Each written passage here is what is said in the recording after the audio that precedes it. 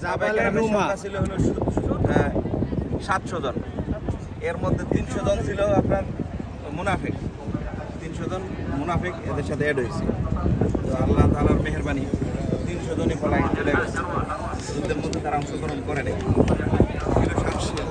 এর মধ্যে 50 জন হলো যুদ্ধের জন্য উপযোগী, মানে ওনার মধ্যে কোনো শক্তিশালী।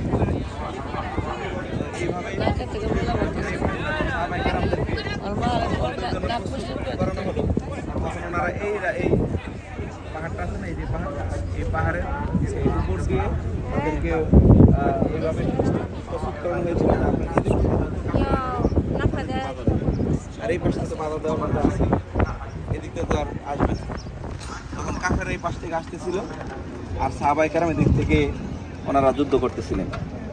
তো যুদ্ধের এক পর্যায়ে দেখলেন যে সাহাবায়ে কেরামদের বিজয়, মুসলমানদের বিজয় চলে আসছে।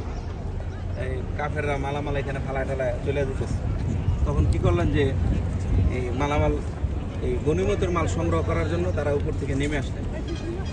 তো ওনাদেরকে বলা হয়েছিল আপনারা এখান থেকে নামবেন না যতক্ষণ পর্যন্ত আপনাদেরকে আদেশ না করা হয়। তো ওনারা জিনিসটা বুঝতে ভুল করেছে, মনে করেন যুদ্ধ তো শেষ হয়ে গেছে, এখন আমরা নেমে যাই। তো যখন যুদ্ধে নামলো, নামার পরে পিছন থেকে অন্য কাফেররা এসে আক্রমণ করা শুরু করলো। একটা মানুষের যখন পিছন থেকে আক্রমণ করে তখন মানুষের শক্তি কমে যায়। তো পিছন থেকে আক্রমণ করছে, আবার সামনের থেকে